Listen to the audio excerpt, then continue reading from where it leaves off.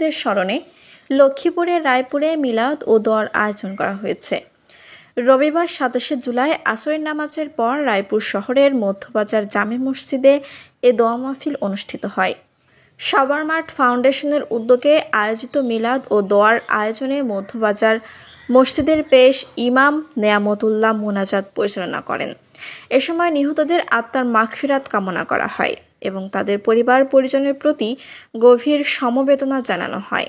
এতে উপস্থিত ছিলেন রায়পুর বাজার ব্যবসায়ী ঐক্য পরিষদের সভাপতি ইব্রাহিম খান, রায়পুর বাজার বণিক সমিতির সভাপতি সাইফুল ইসলাম মুরাদ, সাধারণ সম্পাদক আলমগীর হোসেন, স্থানীয় শিক্ষক শিক্ষার্থী, গণ্যমান্য ব্যক্তিবর্গ ও মুসল্লিবৃন্দ।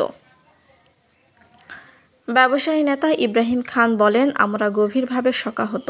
এই দোয়া মাহফিলের মাধ্যমে আমরা নিহতদের রুহের মাগফিরাত কামনা করেছি।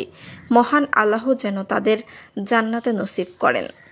উল্লেখ্য, সম্প্রতি এক বিমান দুর্ঘটনায় মাইলস্টোন স্কুল অ্যান্ড কলেজের একাধিক শিক্ষক ও শিক্ষার্থী নিহত হন। তাদের স্মরণে আয়োজিত হয় আজকের এই দোয়া মাহফিল।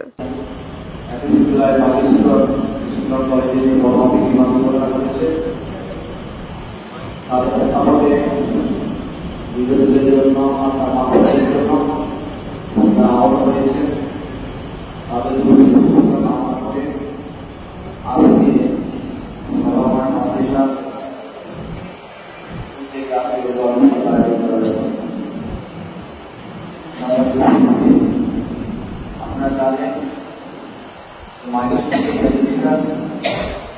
সবার মনে কাজ দেখিয়েছে সারা বাংলাদেশে